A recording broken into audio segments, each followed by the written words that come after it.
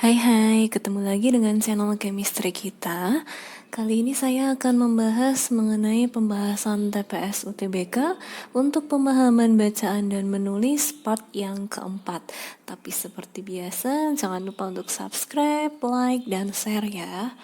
Oke, langsung saja ke soal yang pertama. Apa gagasan utama paragraf 3 pada bacaan di atas? Oke, ingat gagasan utama itu paling sering dikeluarkan kalau tidak berada di awal kalimat, ya di akhir kalimat. Biasanya kalau dia berada di akhir kalimat, silahkan cek dalam paragraf tersebut apakah terdapat kata dengan demikian, jadi, oleh karena itu, atau tidak. Kalau misal ada 3 kata ini, berarti gagasan utamanya jelas kalimat yang berada di kata dengan demikian, jadi, dan oleh karena itu. Oke, ini adalah paragraf ketiga. Pendidikan karakter di sekolah dapat membantu para remaja melakukan hal yang positif. Pendidikan karakter mengajarkan para remaja untuk hidup dengan berpegang teguh pada agama dan norma-norma yang berlaku. Dengan demikian, dapat disimpulkan bahwa pendidikan karakter sangat penting bagi remaja untuk membantu mereka melakukan kegiatan yang positif. Oke, saya stop di sini. Ternyata di paragraf 3 ini ada kata dengan demikian. Berarti gagasan utamanya adalah kalimat ini. Dapat disimpulkan bahwa pendidikan karakter sangat penting bagi remaja. Oke, kita akan cek pilihan A. Masa remaja adalah fase rawan, bukan ya? Kemudian pilihan B. Remaja perlu melakukan hal-hal yang positif, bukan juga. Kemudian pilihan C, pendidikan karakter sangat penting bagi remaja. Oke, tadi kalimatnya juga itu ya. Pendidikan karakter sangat penting bagi remaja. Sehingga soal nomor 1 jawabannya adalah pilihan yang C. Lanjut ke soal nomor 2, apa lawan makna atau lawan kata dari kata membantu? Oke, langsung saja cek pilihan jawabannya. Merantai, bukan ya. Mengikat, bukan juga. Memasung, tidak. Menghambat. Oke, kalau ada membantu, berarti lawan kata membantu adalah menghambat. Sehingga nomor 2 jawabannya adalah pilihan yang D. Kita ke soal nomor 3, apa gagasan inti kalimat keempat? Oke, ini adalah kalimat keempat. Dr. John Veron, ahli karang berpengalaman dari Australia, misalnya dalam sebuah situs mengungkapkan, Kepulauan Raja Ampat yang terletak di ujung paling barat Pulau Papua, sekitar 50 mil sebelah barat Laut Sorong, mempunyai kawasan karang terbaik di Indonesia. Intinya, Kepulauan Raja Ampat itu dia mempunyai kawasan karang terbaik di Indonesia. Kita akan cek pilihan jawabannya. Pilihan A, Dr. John Veron adalah seorang ahli karang berpengalaman dari Australia. Ini bukan gagasan intinya ya, walaupun ada di kalimat keempat. Pilihan B, Dr. John Veron mengungkapkan bahwa Kepulauan Raja Ampat mempunyai kawasan karang terbaik di Indonesia. Oke, cocok dengan kalimat yang tadi, Kepulauan Raja Ampat mempunyai kawasan karang terbaik di Indonesia. Sehingga nomor 3, jawaban yang benar adalah pilihan yang B.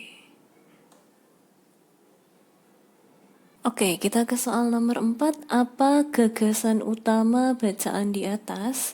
Oke, gagasan utama seperti tadi ya, kita cek saja akhir paragraf ada kata dengan demikian, oleh karena itu, jadi, atau tidak. Kalau tidak ada, berarti kemungkinan besar gagasan utamanya akan berada di paragraf pertama, kalimat-kalimat yang awal.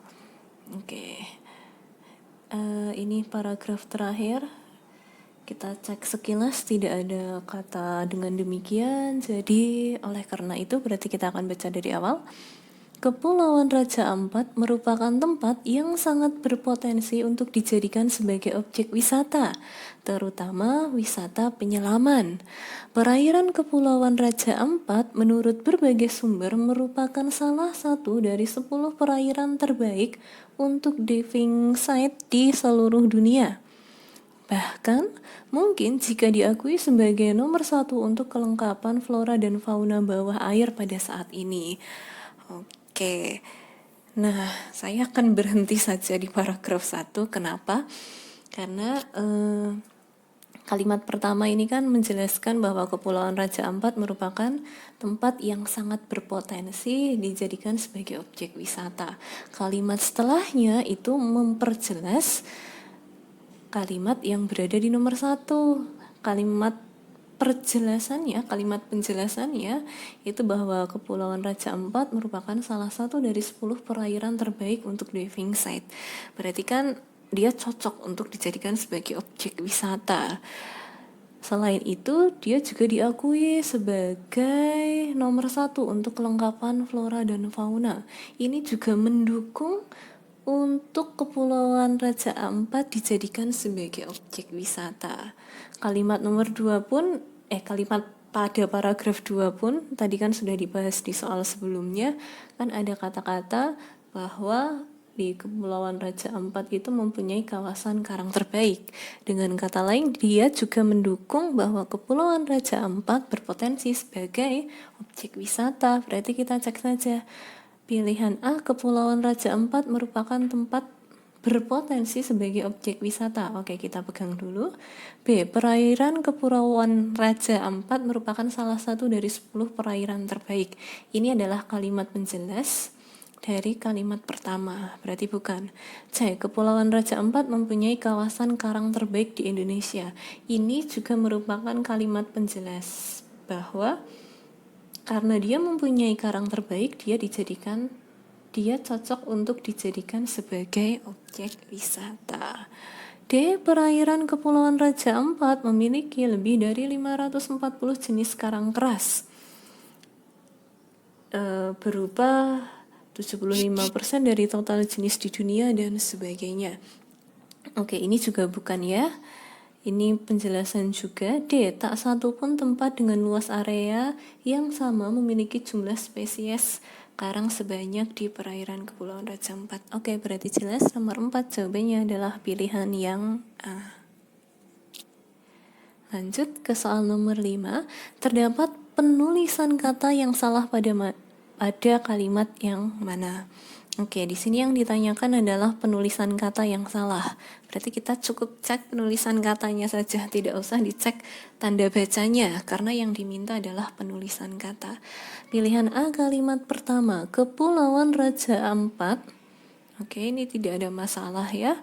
Merupakan tempat yang sangat berpotensi untuk dijadikan sebagai objek wisata, terutama wisata penyelaman.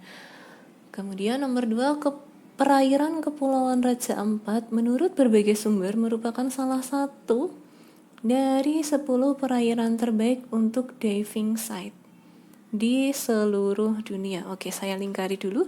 Diving site ini adalah istilah atau bahasa asing.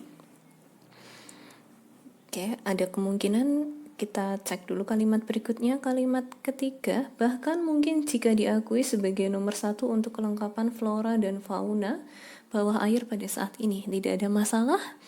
Kalimat keempat untuk pilihan D, Dr. John Ferron, ahli karang berpengalaman dari Australia, misalnya dalam sebuah situs mengungkapkan Kepulauan Raja Ampat yang terletak di ujung paling barat Pulau Papua, sekitar 50 mil. Oke, 50 ini kan terdiri dari 2 kata ya, jadi dia angka yang kalau kita hurufkan menjadi 2 kata, itu ditulis dengan huruf saja. Berarti sudah benar, mempunyai kawasan karang terbaik di Indonesia. Kalimat 5, sekitar 450 jenis. Oke, 450 ini kan terdiri dari 3 angka. Kalau dia terdiri dari 3 angka, akan lebih baku kalau dia ditulis dengan huruf saja. Nah, berarti tadi ada kesalahan di kalimat nomor 2. Yang saya lingkari tadi adalah diving site. Kenapa? Oke, huruf miring itu nanti kita akan gunakan untuk menuliskan kata atau ungkapan dalam bahasa daerah atau bahasa asing. Sehingga diving site ini akan lebih tepat ditulis menggunakan huruf miring. Menjadi seperti ini. Sehingga nomor 5 jawabannya adalah pilihan yang B, kalimat kedua. Lanjut nomor 6, pernyataan manakah yang tepat berdasarkan bacaan 2 di atas? Oke, kata bilangan 10 pada kalimat 2 seharusnya ditulis dengan angka bilangan. Oke, 10 ini kan kalau bilangan kan seperti ini. Dia kan hanya terdiri dari 2 angka. Kemudian kalau saya tulis menggunakan huruf hanya terdiri dari 1 kata. Berarti dia akan lebih tepat ditulis dengan huruf. Berarti tidak masalah. Kata flora dan fauna seharusnya ditulis dengan cetak miring. Flora dan fauna adalah bahasa Indonesia, dia bukan istilah asing, berarti dia tidak perlu ditulis dengan cetak miring. Kata pulau pada kalimat keempat seharusnya diawali non kapital. Oke, kalimat 4 kata pulau. Oke, di sini pulau karena dia diikuti nama geografinya atau nama daerahnya, berarti P dalam kata pulau harus ditulis dengan huruf kapital. Tidak masalah untuk pilihan C. Pilihan D, kata laut pada kalimat 4 seharusnya diawali dengan kapital laut. Ahli karang berpengalaman dari Australia misalnya dalam sebuah situs mengungkapkan Kepulauan Raja Ampat yang terletak di ujung paling barat Pulau Papua, sekitar 50 mil sebelah barat Laut Sorong. Oke, laut di sini bukan menjelaskan laut apa, tapi laut di sini adalah kata setelah arah barat. Barat laut itu tidak perlu ditulis dengan huruf besar atau huruf kapital, sehingga tidak ada masalah untuk yang D. Yang E, penulisan partikel pun pada kata satu pun harusnya dipisah. Oke, nah gini, dalam PUEBI partikel pun itu harus ditulis terpisah dari kata yang mendahuluinya, kecuali partikel pun yang merupakan unsur kata penghubung, itu harus kita tulis serangkai. Kata partikel pun yang harus ditulis sehubung itu terdapat pada kata meskipun, adapun, walaupun, bagaimanapun. Sehingga nomor 6 yang tepat jawabannya adalah pilihan E. Pun dalam satu pun itu harus dipisah. Oke, lanjut ke soal nomor 7. Bacaan berikut diikuti oleh 3 butir pertanyaan. Pertimbangkan apakah kata atau kalimat pada setiap nomor bercetak tebal tidak perlu diperbaiki, pilihan A, atau diganti dengan pilihan yang tersedia, pilihan B, C, D, atau E. Oke, nomor 7 ada, Angel, kamu bawa payung? Tegurku seramah mungkin. Oke, apakah dia perlu diperbaiki atau tidak? Oke, Angel, berarti dia benar sudah menggunakan tanda seru. Kamu bawa payung. Oke, K-nya di sini adalah huruf besar. Sudah benar. Karena dia kalimat tanya berarti tanda tanya. Kemudian ada tanda petik ya. Nah, tegurku seramah mungkin. T dalam tegurku itu seharusnya ditulis dengan huruf kecil. Kenapa? Karena dia masih satu kesatuan kalimat dengan kata sebelumnya. Sehingga yang benar adalah Angel, kamu bawa payung dengan T yang kecil. Berarti pilihan yang Oke. Nah, T yang kecil ada di pilihan C dan di pilihan E. Perbedaannya terletak di sini. Di pilihan C tanda tanya dulu baru tanda petik 2, sedangkan di pilihan E tanda petik 2 baru tanda tanya. Yang benar itu adalah yang C. Jadi kalau dia berupa kalimat tanya dalam suatu tanda petik, berarti tanda tanyanya atau misal nanti tanda seru atau titik itu harus ditulis terlebih dahulu baru diikuti dengan tanda petik. Sehingga nomor 7 jawaban yang benar adalah yang C. Lanjut. Nomor 8. Kalau kamu mau, kamu bisa pakai payungku. Ada kata kamu 2 kali, double. Ingat, suatu kalimat efektif itu harus hemat kata. Artinya ketika ada pengulangan kata itu terlalu boros, mengakibatkan suatu kalimat itu menjadi tidak efektif. Sehingga kita ringkas saja. Kalau mau, kamu bisa pakai payungku. Oke, atau kita cek dulu pilihan B, kalau kamu mau, kamu bisa pakai payungku. Ini tetap ada kamunya 2 kali. Yang C, kalau kamu mau, bisa pakai payungku. Ini agak ambigu. Kalau kamu mau, bisa pakai payungku. Kemudian D, kalau mau, kamu bisa pakai payungku. Oke, yang E juga kalau mau kamu bisa pakai payungku. Oke, perbedaannya ada di huruf K. Yang satu K-nya kapital, yang satu tidak. Oke, nah dalam suatu kalimat, jika setelah tanda koma, kemudian diikuti kata sapaan, kamu, itu ditulis dengan huruf kecil saja. Sehingga nomor 8 itu pilihan yang tepat adalah pilihan yang E. Nomor 9. Oke. Angel akhirnya menoleh tetapi tidak menjawab. Oke, ini harus ada penekanan kata Angel akhirnya. Akhirnya. Ini tidak tepat, yang baku adalah akhirnya, AKHIR. Sehingga pilihan A jelas salah, pilihan B jelas salah. Oke, kemudian tanda koma dalam PUEBI itu dipakai sebelum kata penghubung. Dalam kata penghubung tetapi, melainkan sedangkan, tanda koma itu harus diletakkan sebelum kata itu. Sehingga harus ada tanda koma sebelum kata tetapi. Sehingga nomor 9, jawaban yang benar adalah pilihan yang D. Lanjut ke soal nomor 10. Bacaan di atas termasuk bentuk karangan yang bagaimana? Oke, kita baca dulu. Tampaknya tidak ada peran sesulit peran ibu. Ketika masyarakat masih dalam fase tradisional, harapan masyarakat atas peran ibu begitu besar. Ibulah yang dianggap bertanggung jawab tidak hanya mengendalikan urusan domestik, tetapi juga dalam menjaga citra keluarga secara umum. Pada masyarakat industri, situasi ini tidak berubah, bahkan mungkin malah memburuk. Memang benar bahwa dalam masyarakat industri, peran domestik ibu makin terbuka luas. Ibu dapat bergerak bebas, baik bagi tuntutan ekonomi keluarga maupun sekedar apresiasi diri. Kaum wanita bahkan dituntut berperan aktif. Wanita yang melulu menggeluti masalah domestik dipandang kurang mengikuti zaman. Akan tetapi, pada waktu yang sama, harapan masyarakat atas peran wanita atau ibu ternyata tidak beranjak jauh. Ibulah yang dianggap paling bertanggung jawab dalam masalah-masalah domestik. Bahkan, kalaupun permasalahan domestik itu tidak tertangani dengan baik akibat ulah si bapak, tetap ibulah yang dianggap bertanggung jawab.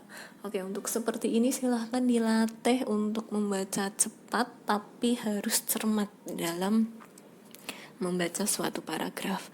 Oke, dalam bacaan ini ada kata yang ditekankan, tampaknya, mungkin, dan kalaupun. Nah, itu adalah suatu kata yang menunjukkan kalau karangan yang ada di dalam soal itu adalah suatu karangan argumentasi, di mana argumentasi itu punya 2 ciri. Intinya penulis itu akan mengangkat suatu permasalahan berdasarkan sudut pandang penulis. Jadi banyak opini dalam suatu paragrafnya. Kemudian penulis mengemukakan pendapatnya yang digunakan sebagai dasar pemikiran. Nah, karena karangan di soal nomor 10 ini adalah karangan argumentasi, kita akan analisis pilihan A, mengajak atau membujuk. Oke, dalam hal ini dia tidak mengajak maupun membujuk. B, menguraikan maksud atau tujuan, ini bukan tujuan dari karangan argumentasi. Memberikan alasan suatu pendapat. Ya, kenapa? Karena argumentasi itu Menulis intinya dia mengungkapkan pendapatnya dari sudut pandang penulis itu sendiri. Berarti kan dia memberikan alasan suatu pendapat dari penulis yang menulis suatu karangan itu. Sehingga nomor 10, jawaban yang tepat adalah pilihan yang C, memberikan alasan suatu pendapat. Oke, kita ke soal yang terakhir. Bacaan berikut sesuai dengan isi bacaan teks kecuali yang mana? Oke, dalam rumah tangga tugas ibu lebih berat dibandingkan tugas bapak. Oke, adakah kata-kata itu? Tadi kita baca bahwa tidak ada peran sesulit peran ibu. Peran ibu begitulah besar. Berarti jelas ya. Dalam rumah tangga, tugas ibu lebih berat daripada tugas bapak. B, derajat kaum ibu lebih rendah daripada kaum bapak. Oke, kita membicarakan derajat.